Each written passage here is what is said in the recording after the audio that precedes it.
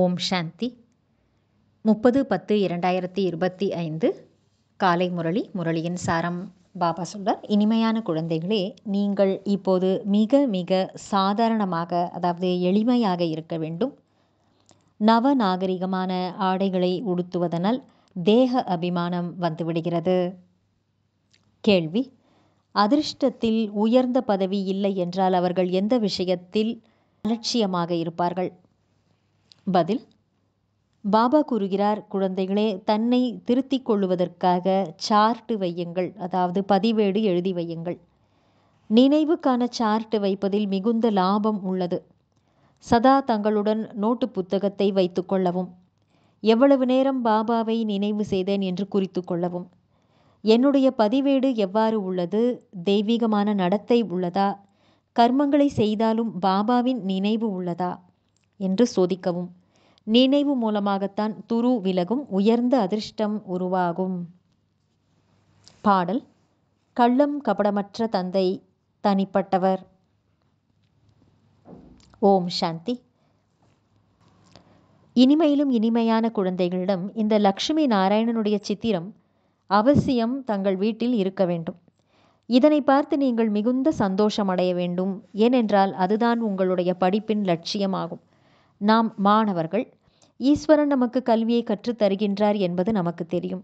ஈஸ்வரிய மாணவர்கள் நாம் இதனை படிக்கின்றோம். அனைவருடைய லட்சியமும் ஒன்றுதான். இதை பார்த்ததுமே மகிழ்ச்சி ஏற்பட வேண்டும். பாடலை கூட குழந்தைகள் கேட்டீர்கள். மிகவும் கள்ளம் கபடமற்றவராக தந்தை இருக்கின்றார்.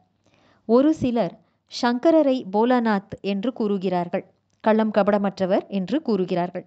சிவனையும் சங்கரரையும் ஒன்றாக்கி விடுகிறார்கள். சிவன் உயர்ந்ததிலும் உயர்ந்த பகவான் ஆவார். சங்கரரோ தேவதை. பிறகு இருவரும் எப்படி ஒன்றாக முடியும் என்பதை இப்பொழுது நீங்கள் தெரிந்து கொண்டுள்ளீர்கள். பக்தர்களை பாதுகாக்கக்கூடியவர் என்ற பாடலை கேட்டீர்கள். அப்படியென்றால் பக்தர்களுக்கு ஏதோ ஆபத்து உள்ளது என்றுதானே அர்த்தம். 5 விகாரங்களின் ஆபத்து அனைவர் மீதும் உள்ளது. அனைவருமே பக்தர்கள், ஞானிகள் என்று யாரையுமே கூற முடியாது. ஞானம், பக்தி இரண்டுமே வெவ்வேறு ஆகும். எப்படி சிவனும் சங்கரரும் வெவ்வேறானவர்கள், அதுபோல எப்பொழுது ஞானம் கிடைக்கின்றதோ அப்பொழுது பக்தி இருப்பதில்லை. நீங்கள் சுகதாமத்திற்கு எஜமானராகி விடுகிறீர்கள். அரை கல்பத்திற்கு சத்கதி கிடைத்து விடுகிறது. ஒரே ஒரு தூண்டுதலின் மூலம் நீங்கள் அரை கல்பத்திற்கான ஆஸ்தியை அடைகிறீர்கள். பக்தர்களுக்கு எவ்வளவு கஷ்டங்கள் உள்ளன என்று நீங்கள் பார்க்கிறீர்கள். ஞானத்தின் மூலம் நீங்கள் தேவதை ஆகிறீர்கள். பிறகு பக்தர்களுக்கு எப்போது துக்கம் ஆரம்பமாகிறதோ அப்பொழுது பாபா வருகிறார். நாடகத்தின்படி எது நடந்து முடிந்ததோ அது மீண்டும் நடைபெறும். மீண்டும் பக்தி ஆரம்பமாகிறது. அதாவது விகார மார்க்கம் ஆரம்பமாகிறது. பதீத்தமாகும் வழி ஆரம்பமாகிறது. இதில் முதல் நம்பர் விகாரம் காமம் ஆகும். இதற்குத்தான் காம விகாரத்தை வென்றால் உலகை வெல்லலாம் என்று கூறப்பட்டுள்ளது. அவர்கள் வெற்றி அடைகிறார்களா என்ன? ராவண ராஜ்யத்தில் விகாரம் இல்லாமல் சரீரம் கிடைப்பதில்லை. சத்யுகத்தில் ராவணன் இருப்பதில்லை. அங்கேயும் ஒருவேளை ராவணன் இருந்தால் பாபா ராமராஜ்யத்தை ஸ்தாபனை செய்துதான் என்ன பலன்? பாபாவுக்கு எவ்வளவு அக்கறை இருக்கிறது. என்னுடைய குழந்தைகள் சுகமாக இருக்க வேண்டும். சுகமாக இருப்பதற்காக செல்வத்தை சேர்த்து குழந்தைகளுக்கு தருகின்றார். ஆனால் இங்கு அப்படி நடக்க முடியாது. இது துக்கமான உலகம். நீங்கள் அங்கு பல பிறவிகளாக சுகத்தை அனுபவித்து வந்தீர்கள். எல்லையற்ற செல்வம் கிடைத்து விடுகிறது.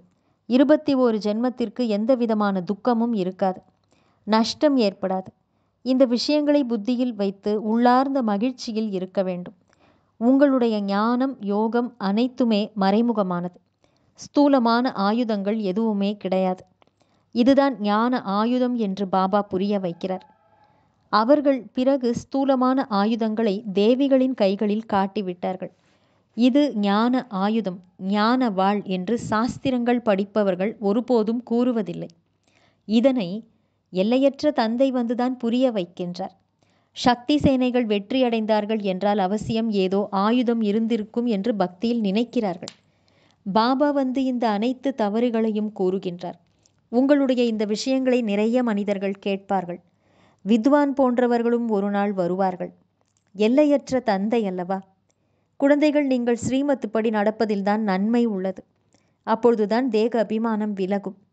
எனவேதான் செல்வந்தர்கள் வருவதில்லை. தேக அகங்காரத்தை விட்டுவிடுங்கள் என்று பாபா கூறுகிறார். நல்ல உடைகளின் மீது ஆசை உள்ளது. நீங்கள் இப்போது வனவாசத்தில் உள்ளீர்கள் அல்லவா? இப்போது மாமனார் வீட்டுக்கு போக வேண்டும்.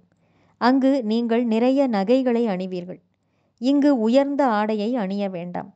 மிகவும் சாதாரணமாக இருங்கள் என்று பாபா கூறுகிறார். இல்லை என்றால் தேக அபிமானம் வந்துவிடும். அது மிகவும் நஷ்டத்தை ஏற்படுத்திவிடும். நாம் மாமனார் வீட்டுக்கு செல்லுகிறோம் என்பது நமக்கு தெரியும். அங்கு நமக்கு நிறைய நகைகள் கிடைக்கும்.